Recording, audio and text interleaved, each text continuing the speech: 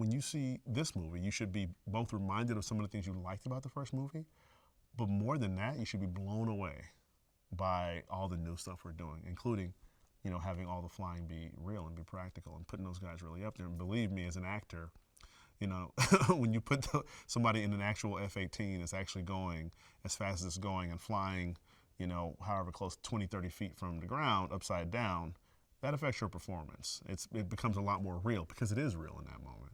And that's something you've never seen on movies before. I think one thing that's good about the movie now is that I really appreciate not just the work of the aviators and the people who fly the planes, but also the support. And my character is actually a support character. I'm kind of wearing a couple different hats. I'm a test director, but I'm also a plane captain. I'm also Mav's friend. And so it's really important, you need one in order to do the other, You need to have a pilot, and then you need to have somebody who knows how to fix the plane and get it off the ground. And so, watching those things work together, being able to play that has been, really remarkable. Hondo is Maverick's best friend, and he's a guy who can be honest with him. Like good friends, he can pull you aside and look you in the eye and say, hey, you're messing up. You're better than this. You're blowing it. He can also say, hey, I know it was a tough day, but you killed it. It's great. They love you.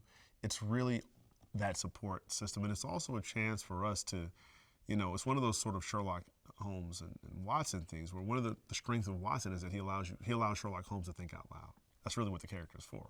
It allows you to hear the thoughts of this other guy. And so with the Hondo Maverick dynamic, we've really leaned into that. And we really used that relationship to get a little bit deeper into where Maverick's head is at and all this stuff.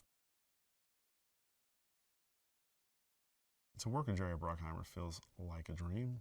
He is the best.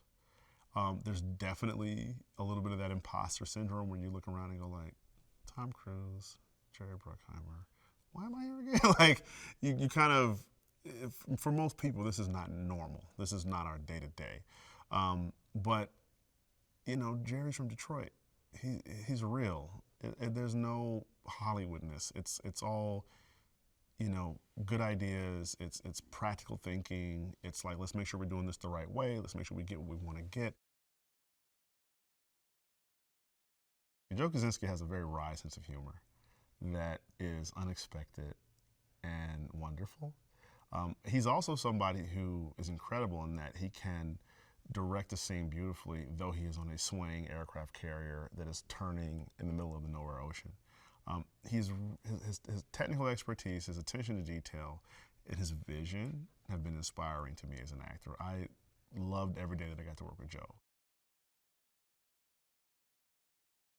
I think the movie will have a slight throwback vibe to it in some of the framings that they chose. That was on purpose, a bit of an homage to 80s filmmaking.